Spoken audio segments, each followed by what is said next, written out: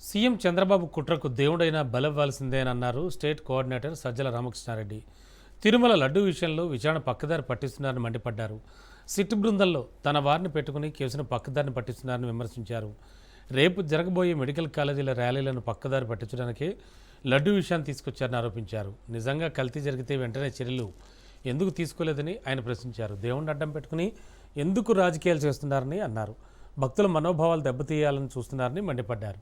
Party నాయకులు, అందులో ముఖ్యంగా చంద్రబాబు నాయుడు గారు, ఆయన స్కూల్ ఆఫ్ థాట్ ఆయన తీసుకుని చేసే పనుల్లో కనపడుతుంది.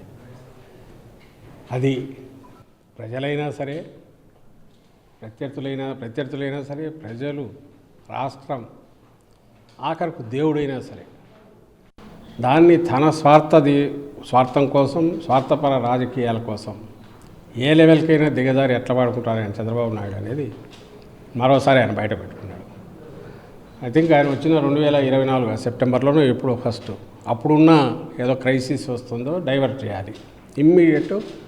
బహుశా అది మోస్ట్ ఇర్రెస్పాన్సిబుల్ స్టేట్మెంట్. ఇవ్వకూడదు. కోట్లాది మంది సెంటిమెంట్లు హర్ట్ చేస్తూ, వెంకటేశ్వర స్వామి భక్తుల సెంటిమెంట్లను, మనోభావాలను హర్ట్ చేస్తూ,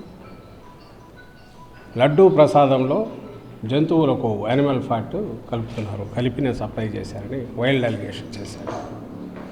అంతకంటే ఘోరం ఉండదు. దాని మీద ఏ రకంగా రియాక్ట్ అయింది, దాని మీద సుప్రీంకోర్టుకు మన సుబ్బారెడ్డి గారు ఆయన వెళ్ళి దాని మీద దీన్ని అడిగితే సుప్రీంకోర్టు ఇట్స్ అక్కడ కూడా వాళ్ళు కూడా ఇది ఘోరం, ఇట్లాంటిది పొలిటికల్ స్టేట్మెంట్స్ ఏ బేసిస్ మీద అట్లా ఇస్తారని కూడా సీరియస్ కామెంట్స్ చేశారు. అదంతా హిస్టరీ.